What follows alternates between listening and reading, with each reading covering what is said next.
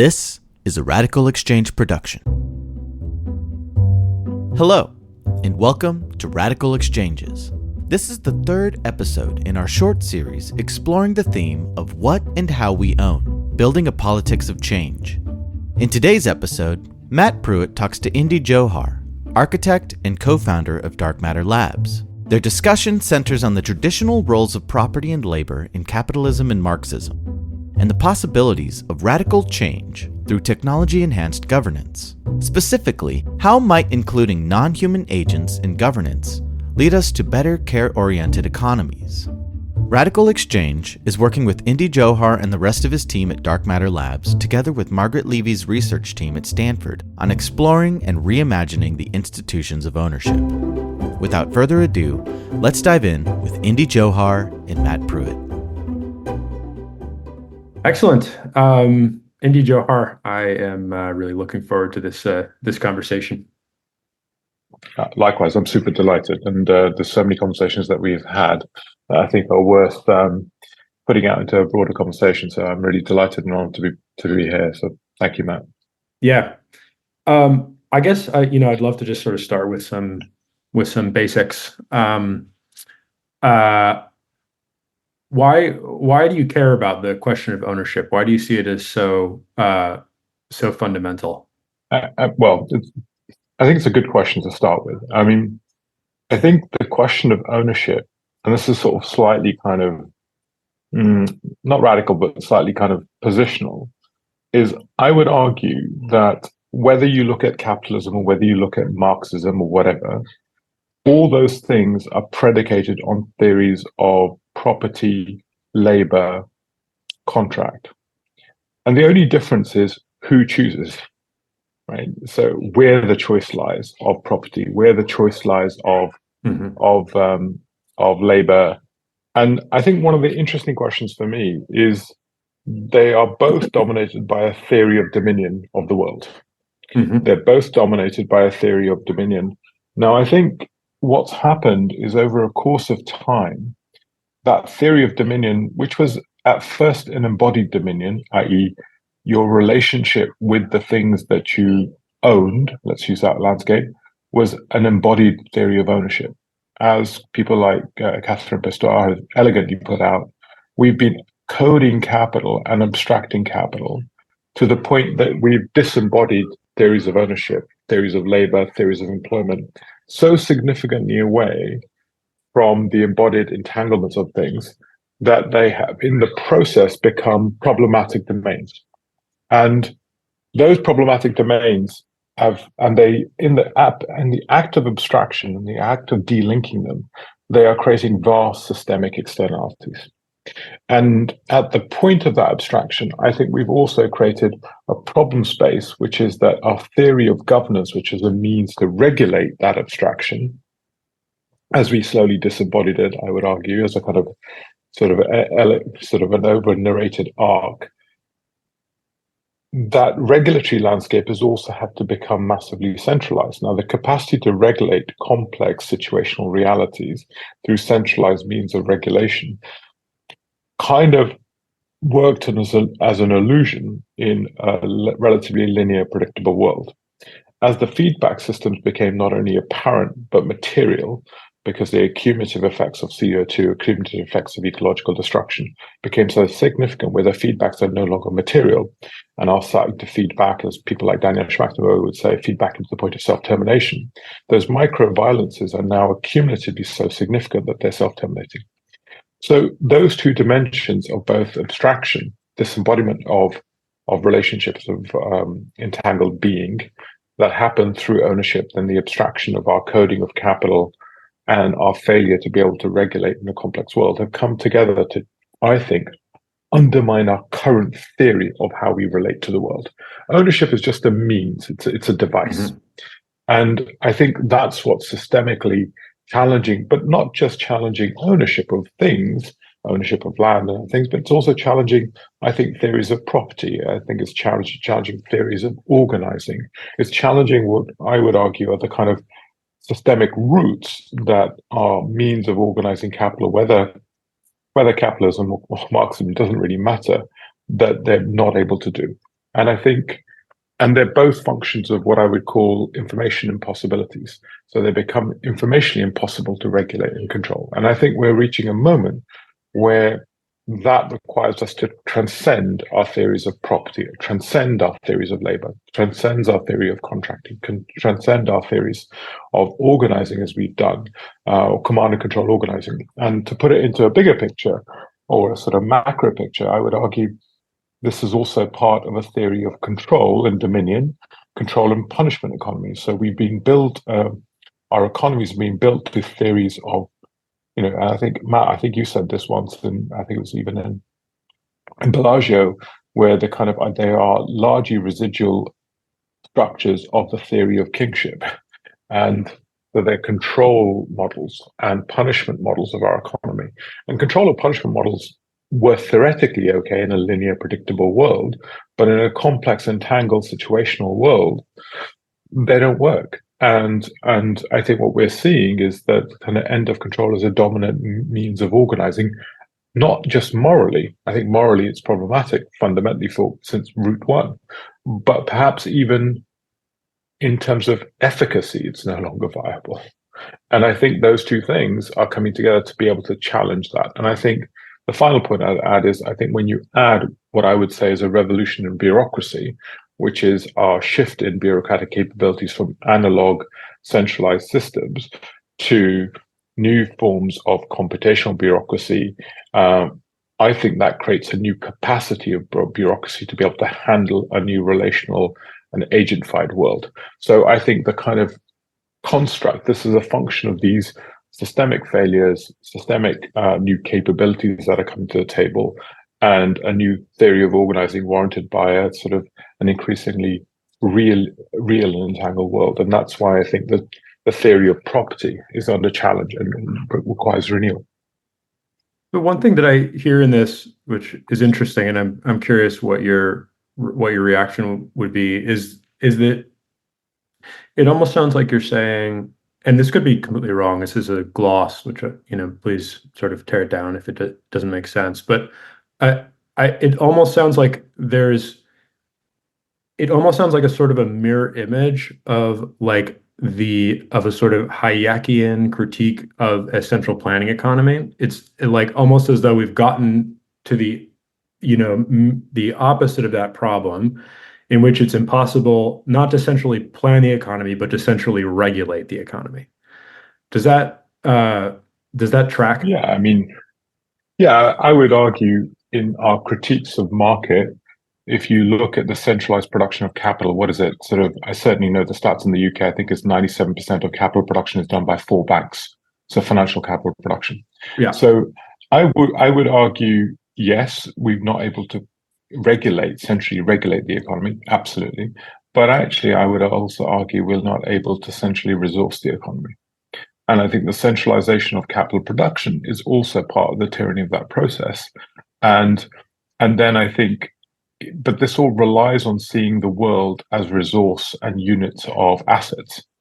So it's also a worldview issue, which is if we see the world through a lens of resources and assets, i.e. instrumentalizable things, as opposed to agents in the world, so in a world of agency and agents, it's a fundamental shift at that moment in time. So absolutely on the side, I would argue that we've been de facto moving towards a centralized economy without knowing it, because we couldn't regulate it. Yeah. And, you've spoken a lot about the idea of sort of entanglement and of kind of taking into our horizon of recognition other kinds of agents. I wonder if you could say a little bit about that, a little bit of about the sort of idea of entanglement and what that means for how you think about the individual person, and also the idea of other kinds of agents, because it strikes me that this dovetails quite importantly with what we've just been talking about regarding sort of regulation and resourcing. Yeah, no, absolutely. So,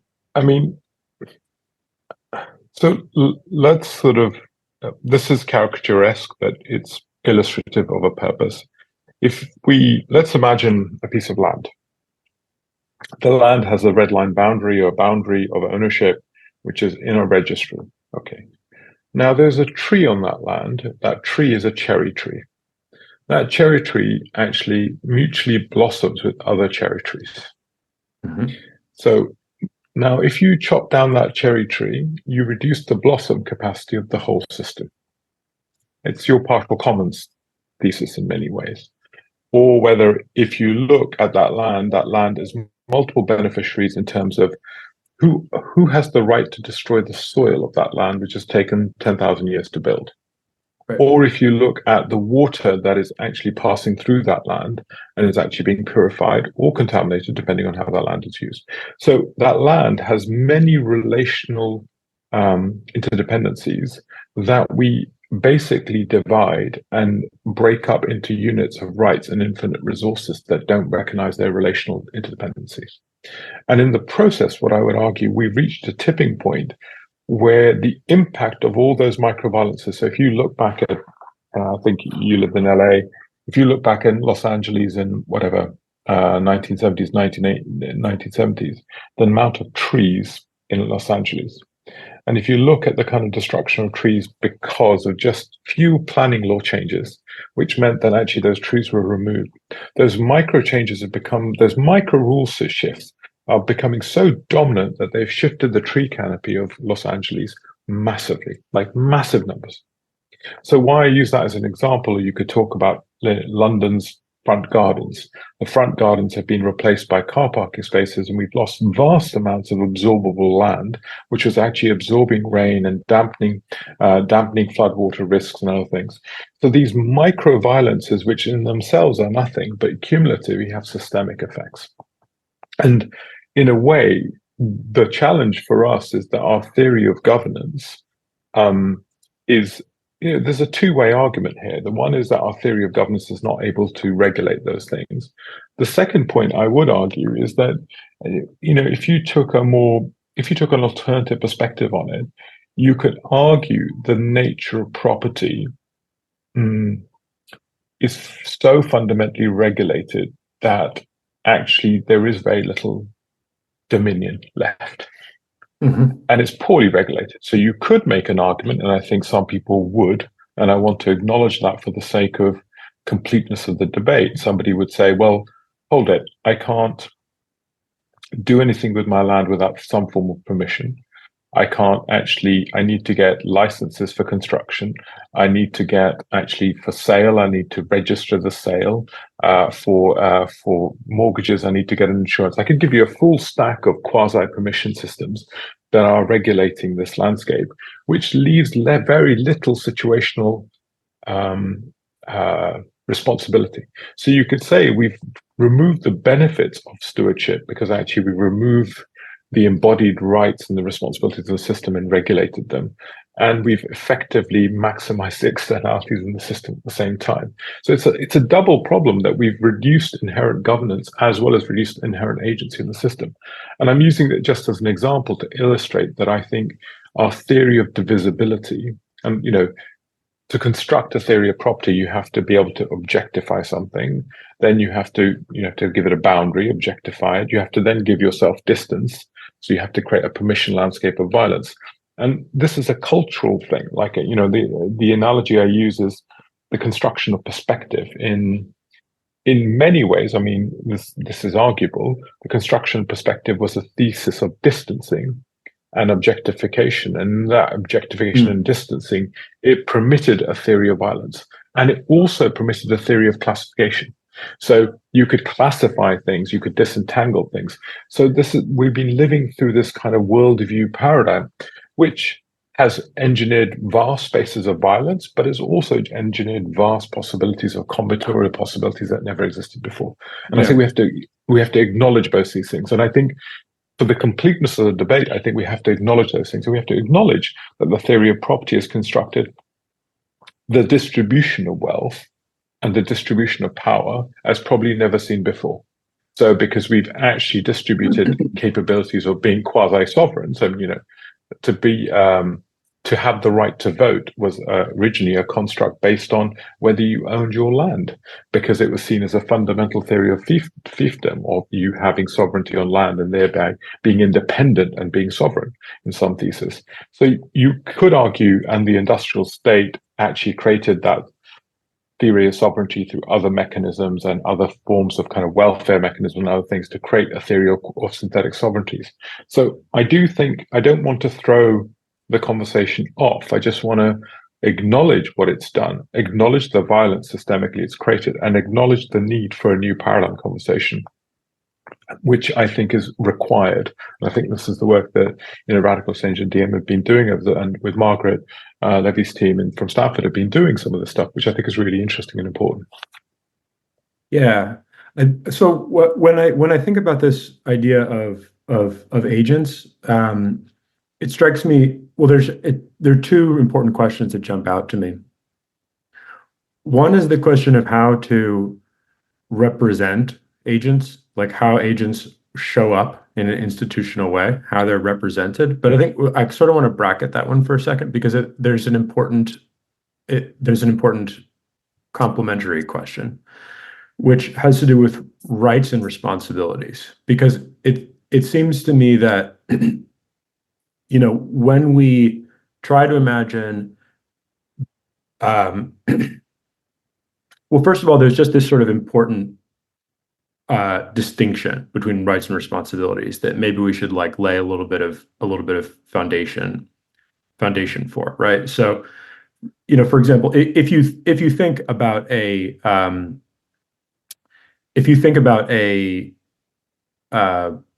medieval sort of system, right?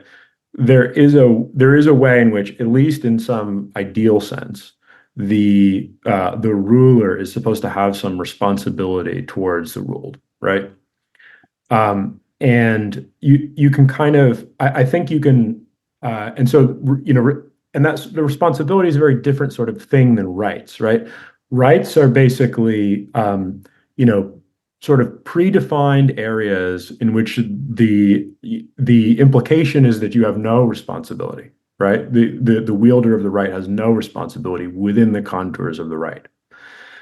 So for example, when I think about agents being represented, like non-human agents being represented in a property system, one thing that seems really important to me is, not only how do we give those non-human agents rights, but how do we make them capable of holding us to our responsibilities to them? So yeah, for example, does that make sense? Yeah, it totally does. I would say if you look at a legal corporate has responsibilities. So you could argue the corporate form is a precursor to computational agents.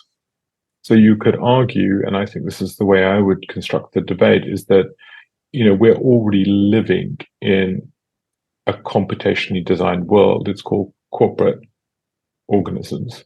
And now what we're moving to, and they have responsibilities. So the kind of question is, how are those responsibilities governed, ensured, managed? So I do think we have examples in the current system that do hold those things in a non-human system, right? So a corporate, you could argue, is a legal construct, and it does hold responsibility and contracts that responsibility in different formats. The question is, can we construct those rights and responsibilities in a corporate through a computational landscape, and what would that do? I think it opens up a really interesting question. And what is the extent of rights and responsibilities that can be constructed through computational possibilities? And what is the nature of those rights and responsibilities in terms of their parametric contingent capability, contingent capacities, and other frameworks that are opening up over there? But I just wanted to say, is there a parallel that we can draw upon, and the role of insurance and other things, and sort of processes and other forms that we can draw there? Right. Well, for example,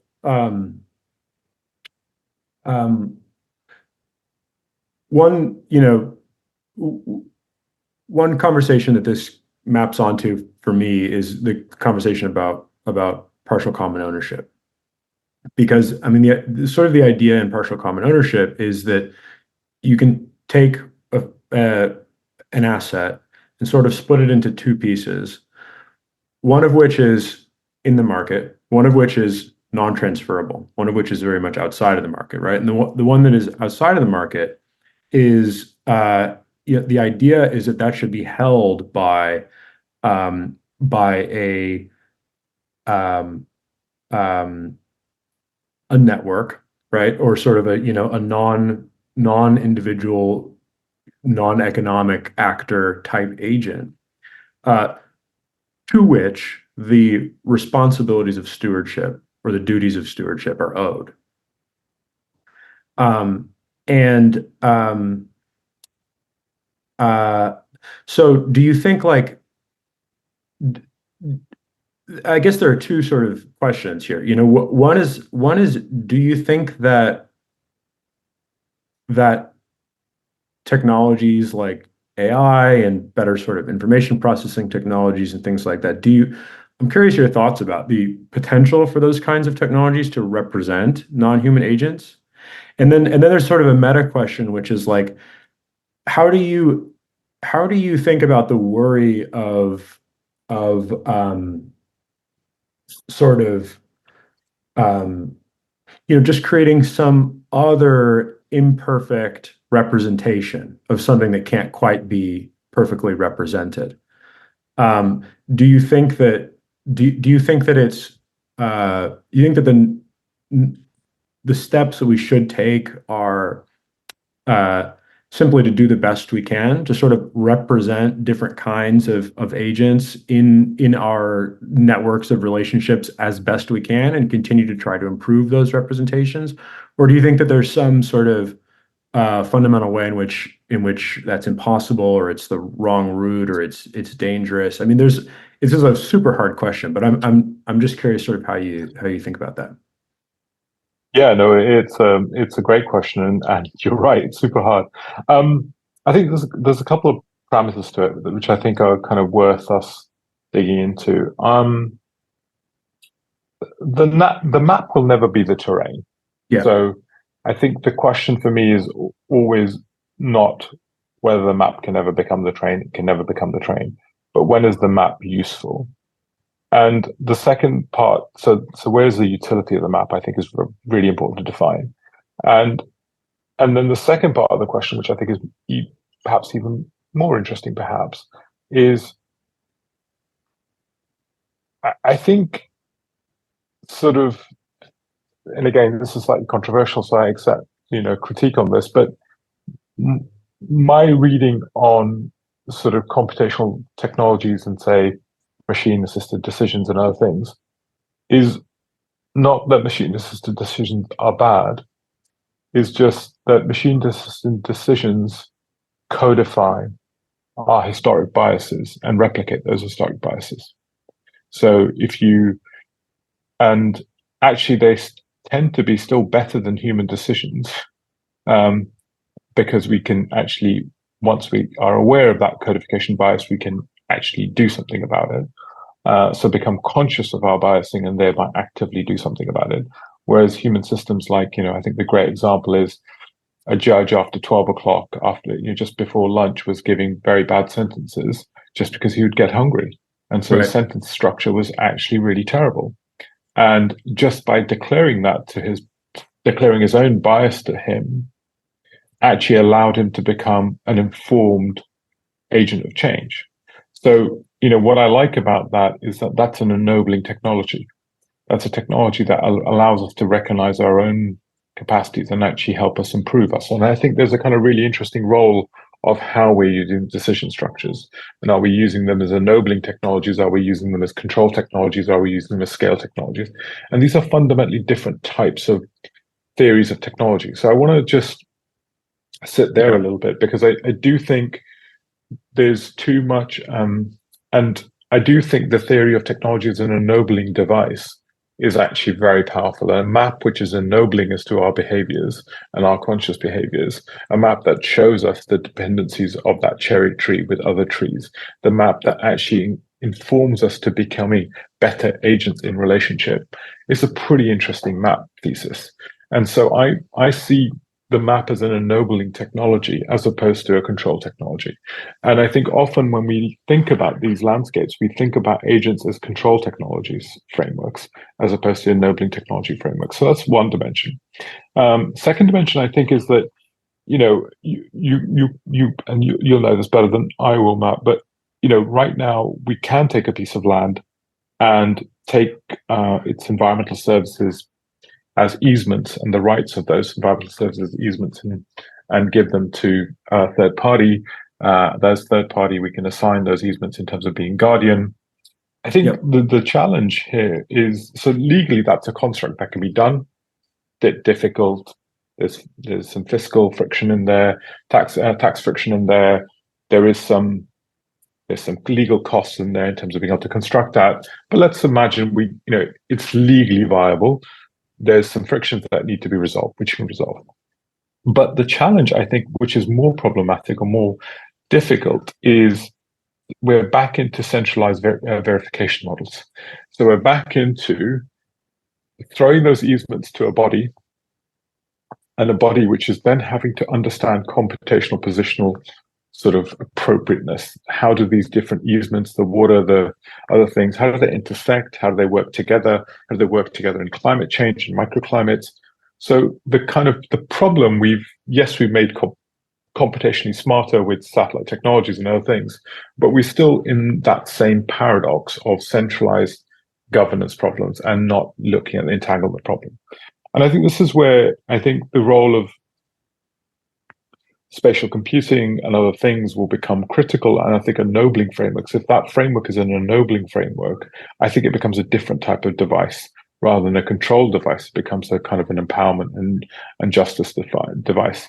And then what are the deep incentives of a system? So, there's a really brilliant, you probably know this, but in Swedish law, I think it was that if the thickness of your soil had increased, your inheritance tax was reduced, if not made zero. If your thickness of soil had gone down, then you had an inheritance tax, i.e. you had constructed a liability for future generations. Yeah. Which so the kind of questions that, and even that, do you centrally tax? That's a really interesting question. I'm really interested in what if there's what if that land has a wallet, which means that you've created a deficit against the future in that wallet. So it's not centrally accumulated by government, it's a distributed handover. And if that land is handed over to a third party, you have to make full of that wallet for that handover to occur. So the protocols are agreed, but actually the resource is not centrally allocated and centrally distributed.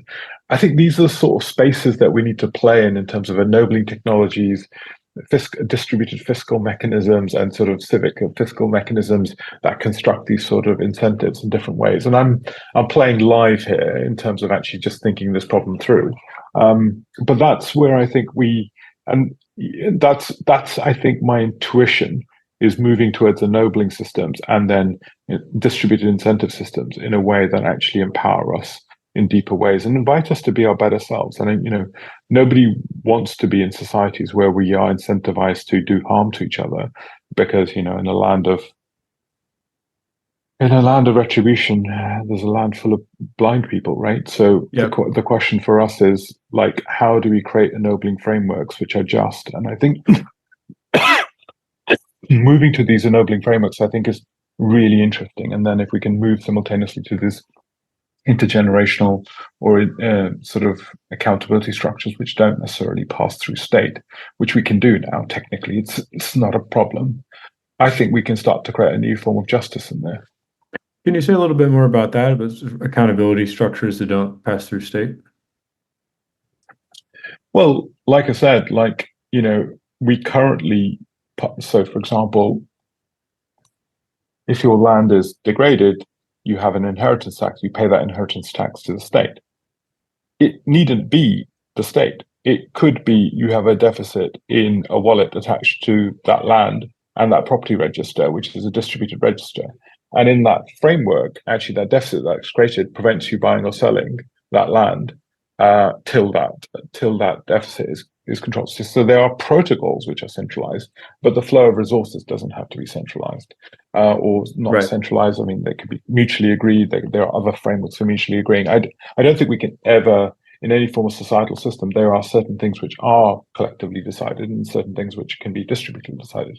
I think our capacity to move these things is changing quite a lot. So in that moment, you don't actually have to shift resources to state in that thesis. You shift your obligations are visible in your land in new formats. So this creates a new form of obligation to intergenerational responsibilities. It can do loads. You can do loads of interesting things with those sorts of frameworks. So I wonder. I'm just curious, like how you think we can think about constructing sort of systems in which these sorts of duties and rights and responsibilities between human agents, non-human agents, collective agents, and so on. I'm curious just how you think about the systems in which those are mediated. In other words, yes, it could be protocols. It could be many protocols. It could be, there could be some, there's at least in the short term, inevitably some kind of interfacing with state systems that has to happen. And in many ways, I mean, this seems like the sort of trickiest part of the problem for me, because when we set up these, basically, in order to be able to speak to one another, right? In order to be able to sort of communicate with other humans, first of all, or with non-human agents that have that show up in property structures, we need some sort of a common language, and that could be provided by the state. Relatedly, it could be an economic system, so a money system. It could be a technical system. It could be a shared protocol, a blockchain or something. And one of the I mean, just to sort of lay my own cards on the table, I mean, I think one thing that I worry about when I'm asking questions I don't have the answer to, because I think that's sort of what we need to do. We just need to have these explorations. But I think that basically I sort of worry about any of these systems becoming sort of an ungovernable, autonomous force that mediating our relationships. So, for example, if we choose to use a monetary system to govern our relationships, and our choice of the monetary system is going to will result in the biases of that system sort of in putting a thumb on the scale in the mediation of all of our relationships, right? You'll end up creating power concentrations that are engendered by that system, and so on and so forth. And there's sort of an lack of susceptibility, or a sort of to our to governance, in some of these systems, if that makes sense, right? Like, for example, what I mean by that, to make that more concrete, I mean, we can govern a small group of people, becomes harder to govern a huge group of people, becomes almost impossible to govern like an international monetary system, right? And so I what occurs to me is a kind of need to make these governance structures not necessarily more geographically local, but somehow more sort of vulnerable and susceptible to the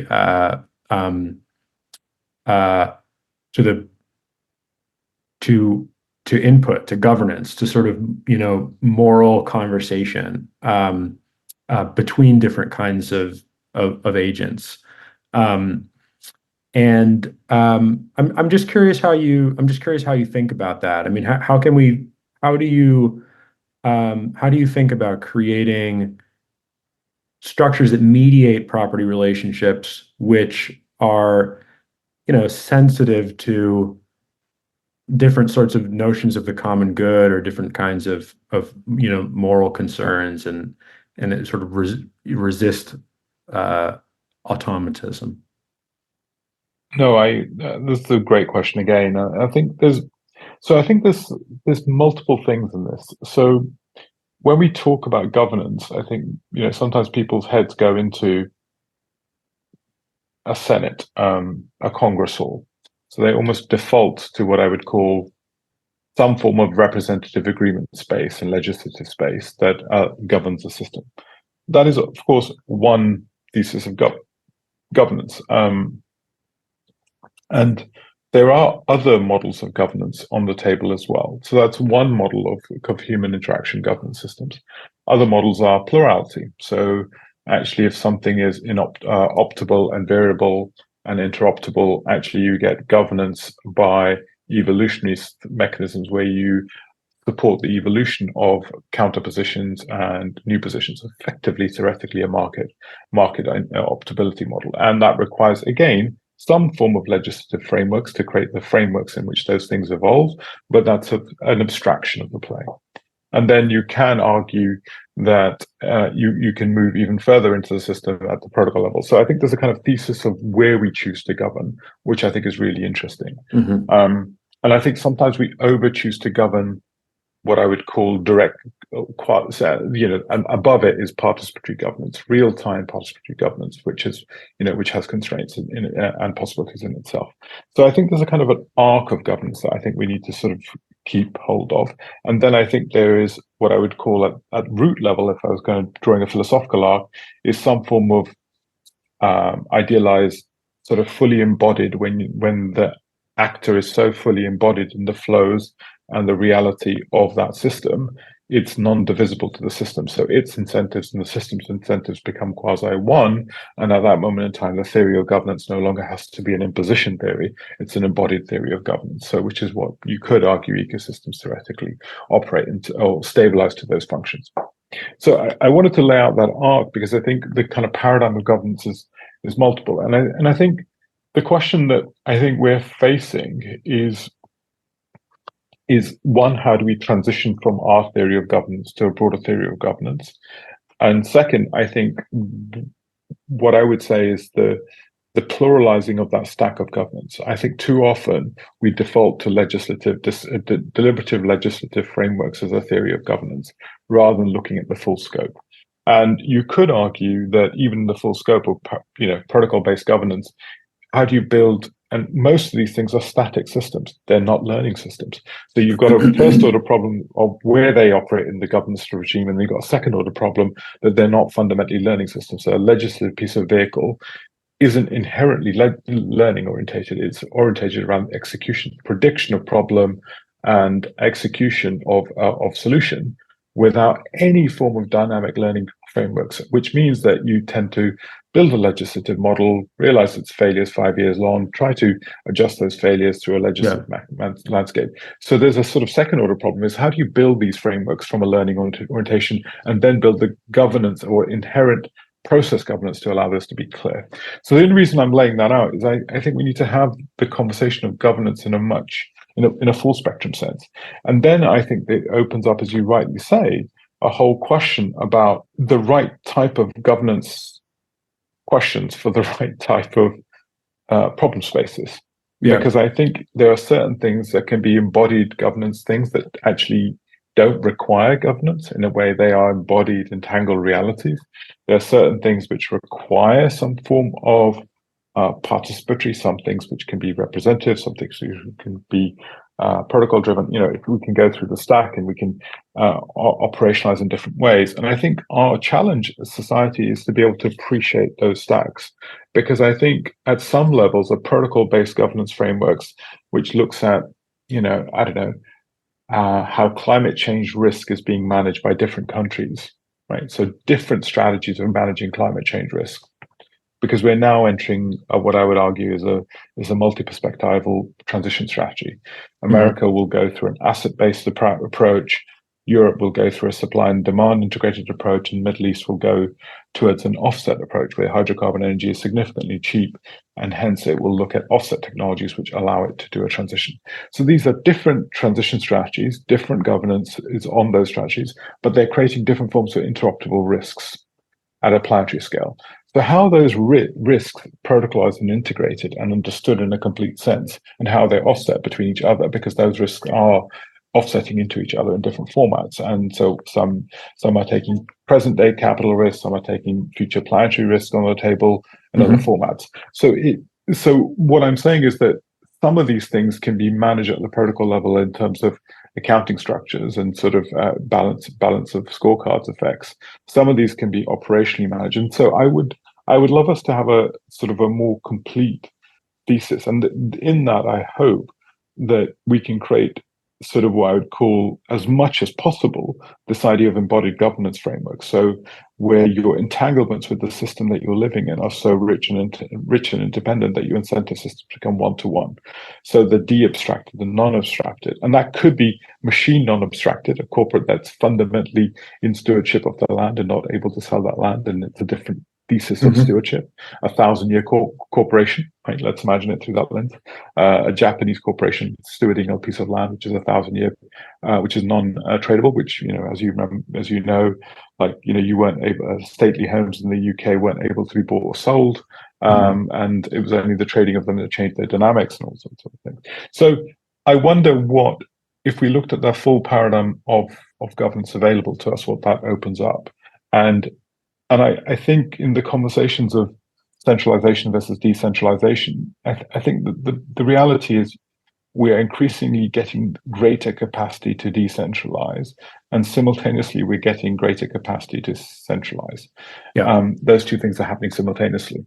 And the question then becomes is, if we're centralizing certain things, I think what we are moving into is a multipolar world, which means that there is there's no singular power source that's going to be able to drive the rules-based order anymore. And in that context, all of these things are going to be what I'd call opt-in infrastructures. So we're moving into what I would call opt-in regulatory systems. And that means that the incentive systems behind them have to be generated to be radically incentive orientated. So we're no longer in a homogeny of single point power, which can execute and drive adoption. It's going to be opt-in regulatory frameworks, which I think is going to be a completely different thesis of how these things are organized and developed. I don't know what that looks like, but I just describing, I think, where we're ending up in many ways. So when I imagine that, what I imagine is sort of basically people or institutions opting in to relationships of duty and responsibility with non-human kinds of agents and things like that, right? So, you know, we might decide that opting into a relationship with a piece of land or with an ecosystem or with a house is preferable to sort of being blown on the winds of the open market or something. Is that sort of the idea? Exactly. And I think in that model, your economic theory fundamentally changes. So you're no longer owning the land, but you're in stewardship of the land. Yeah. So be an extractive agent. So the theory of state becomes really critical. So these are not meant, because I think one of the big problems that whenever we've looked at any of this worldview, we've largely ended up creating what I would call our rent-seeking systems, rent-seeking agents in the model. So the question of how we govern these agents to be actually radically transparent, radically auditable, self-balancing agents. They are not there to maximize extractive capital, multi-capital systems. They're governing multi-capital flows as opposed to single financial capital. You can start to think about a new class of agents which are acted as trusted intermediaries. You could argue it's just the contract glorified. Right? You could argue that the theory of the contract has become glorified into an agent-based negotiation system, which is able to do more than it's historically been able to do. So that's where intuitively I think this, and what that means is that we're talking about new forms of positive intermediaries, micro intermediaries, rather than massive intermediaries, which we've got like banking systems and regulatory systems. We're talking about spatialized micro intermediary systems acting as micro trust ennoblement frameworks for parties, multiple parties. So if we look at it through that lens, it sort of allows us to conceive it in a different landscape. It's like spatial micro intermediaries, autonomous agents, which are acting as trusted bodies with different forms of accountability frameworks and radical auditability, automatically doing white hat sort of audits and other things, and to be able to check and verify them. And that framework opens up a different way of governing the world. And it also means that we start to, and I think we open up a pathway to this kind of what I'm very interested in is ennobling systems that invite us to be our better selves rather than systems that invite us to be our worst selves in terms of society. So that invite us to be our better selves in deepest formats. And challenge and vary that. So, I mean, the question that I asked earlier about sort of whether we're worried about, creating some new map territory problem when we represent non-human agents, again, to sort of lay my own cards on the table. And I'm not sure about this. I think it's a very deep question and a very hard one. But my intuition is that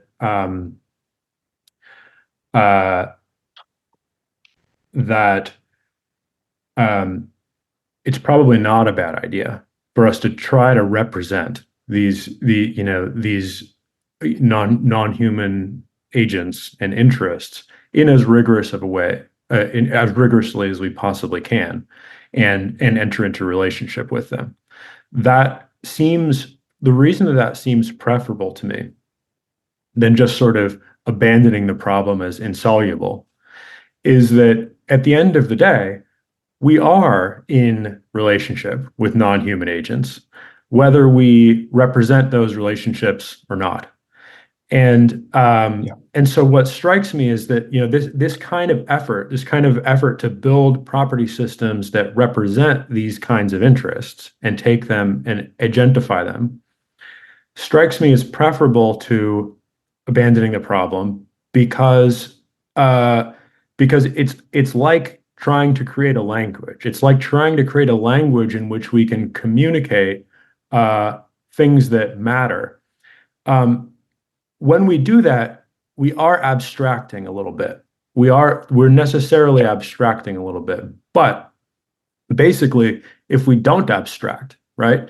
If we don't abstract, then the communication loop that ultimately manifests itself is the least abstract communication loop possible, which is basically violence, catastrophe, right? In other words, the most basic way that we communicate with non-human agents is when one destroys the other, right? And so I totally agree. Does that make sense? No, I was going to say two things. I would say, and I think in terms of abstraction, definitely we're abstracting. I think the problem with abstraction is what I would call two things. One is static abstraction. Yeah. So analog abstraction is static. I think we can genuinely talk about learning abstraction. So abstractions within a continually agent learning modalities. So we talk about generative AI, but actually you can talk about continuously learning systems, which I think changes the problem of abstraction and makes it different. And I think the other part is what I would call the role of spatial computing or spatialization of our computational bureaucratic systems. Because currently what we've had is centralized bureaucratic systems as opposed to spatialized bureaucratic systems. And a spatialization of that capability also allows us to look at situational variation at a much more granular level and a much more relational level. That bureaucratic capability hasn't existed. And so when you combine those two things with what I would call our if you say, let's say Vision Pro or Apple Vision Pro is fusing the map and the territory and overlaying it. So when you put these two frameworks together, I think the map and the territory are becoming augmented systems now, and that augmentational power is becoming more interrelational. So I think those two things are going to change the paradigm of how we interface with these problems in different ways. So I think you're absolutely right. An abstraction in itself is not the problem. The problem is when you abstract and you disentangle the rights and responsibilities, or the embodiment of those rights and responsibilities, embodied ownership of them. It's when they become asymmetric and they become tradable in their asymmetries. That's when the problem starts. So abstraction also allows us to be able to see things in different formats. So I think there are evolutions of our theory of abstraction that are happening as a result of our computational capabilities that I think are really worth sort of inputting into that. Yeah, I agree. I mean, to me, it's about, abstraction is, like many things, something that we need to sort of find a balance within. You can abstract too, that there are dangers in abstracting too far and dangers in abstracting too little. I think that's the sort of financialization of everything is a great example of abstracting too far, excessive abstraction. And I think that at least to me, these kinds of new property systems, as well as new monetary systems, are about sort of finding the right level of abstraction to be able to represent a more harmonious relationships, basically, between people and as well as non-human institutions, systems, and so on. I've heard you express some very interesting ideas about sort of embodied information, and the idea that there are kinds of information in sort of embodied cognition that that are unique, that don't find their ways into at least many of our abstraction systems. I wonder if... So I think what I'm trying to get to is that our theory of... so there's a couple of things. I think when I talk about embodied intelligence, it's the recognition that there's the physical body component of intelligence, i.e. the agent component of intelligence, which is also a key function of how we build that.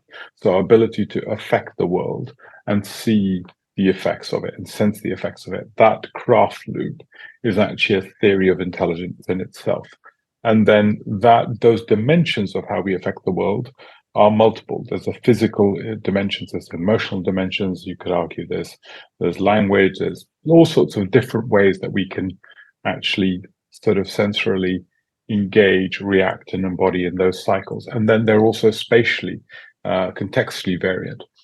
And that's why I think most of our theory of intelligence has been towards universalized intelligence, single points of truth, single points of proof, rather than embodied multidimensional perspectives. So as we talk about multiple currency systems, multi-intelligence systems are going to be a key factor. So that's what, and I think it's important at a moment like this, when a type of intelligence is getting so much significant power and we're able to do so extraordinary things with it, that we start to now diversify our thesis to recognize the multidimensionality in terms of actually recognizing what the new human economy. And then thereby what becomes really interesting is that how can machines play a role to be not control oriented to it, but ennobling frameworks to actually invite us to be actually our fuller, more human selves. And that, I think, is a different type of symbiotic relationship with machine-human systems than theories of control, which actually reduces us to bad robots in a way, rather than actually ennobling us to be extraordinary humans, which are being machine assisted to be even more extraordinary, enriching and exploring the full dimension of our capabilities. And that also puts us as agents of craft rather than agents of instruction. And I think that's a different type theory of agency. So I think that's I think an important thing. One thing I did want to go back to, which I think is really important, is a lot of what you and I have been discussing, the agentification of the world around us and the computational capacity that that's opening up. It is a bit back to the future, as in it is a worldview that existed in pre-Enlightenment times, where the dominion of the world was not constructed in that thesis. we had, whether it was fairies, or we had all sorts of other frameworks of engaging and seeing the agentification of the world around us, whether it was the nation of trees and indigenous landscapes, or whether it is fairies and other forms in sort of Irish and Gaelic landscapes. We had these mythic, symbolic, real agentification worldviews to which we had a different theory of engagement. And the theory of interface with that worldview was different to our theory of interface in a worldview of dominion and territory mapping and the territorialization and the cartography worldview and the distance worldview. So I think some part of this spatialized, agentified world is a back to the future in terms of being able to see and rhyming. This is a rhyme with the past, not the adoption of the past. And recognizing that there are patterns that we can learn of models of success in those sort of behaviors. So I also want to acknowledge that this is not like nothing else. This rhymes with the part of human history. And I think what computational capacity will give us is the capacity to be able to create that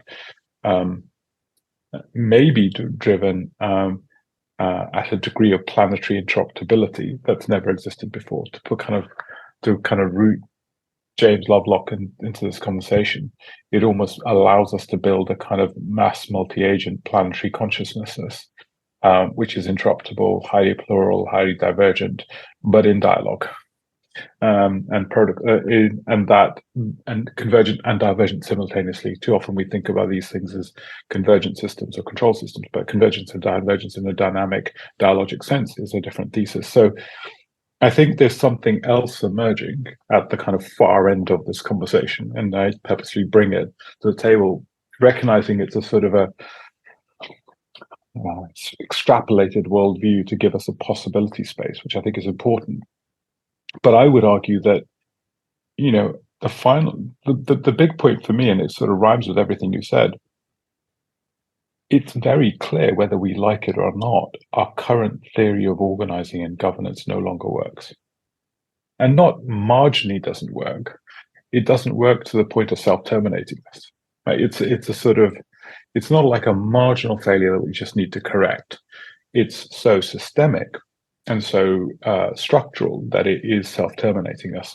So unless we can actually change our theory of organizing and move towards ennobling frameworks, move towards actually agentification of the world, which means that we live in treaty and in relationships of care, because that's what the other thing is. When you move from relationships of dominion to relationships of agents, you move into relationships of care and co-care between environments, and that's a different theory of organizing in the world, and it invites a different way of the contractual frame or the relational frame becomes fundamentally different. And people like Elizabeth Harrell's work on sort of economies of care, I think feminist economies conversations come into this in really radical ways as well, which I think is really interesting. So I think there's a heralding of a different worldview in this, which I think is really interesting. And I think we're going to have to look this far into the system. Because I don't think this is a problem of fixing at the kind of what I'd call who controls problem anymore. Mm-hmm. It's the nature of control that's broken. Mm-hmm. I think that's a great place to close. As always, great to talk to you, and I'm looking forward to continuing to work on all these things together with you. So. Honestly, it's a real pleasure, Matt, and thank you for everything that you do, and thank you for everything that RadicalxChange does in building these landscapes and building these conversation spaces. It's genuinely appreciated. Thank you so much. Thanks again to Indy Johar and Matt Prewitt. The RadicalxChanges podcast is executive produced by G. Angela Corpus and Matt Prewitt, and is co-produced and audio engineered by myself, Aaron Benavides. This episode was produced and recorded by Matt Prewitt. If you would like to learn more about RadicalxChange, please follow us on Twitter at RadXChange or check out our website at RadicalxChange.org. And if you'd like to join in the conversation, we'd love to hear from you. So hop on our Discord, where we have channels discussing topics like what you heard today, as well as topics like plural voting, community currencies, soulbound tokens, and more. There will be links for all of these in the description. Have a great day and stay radical.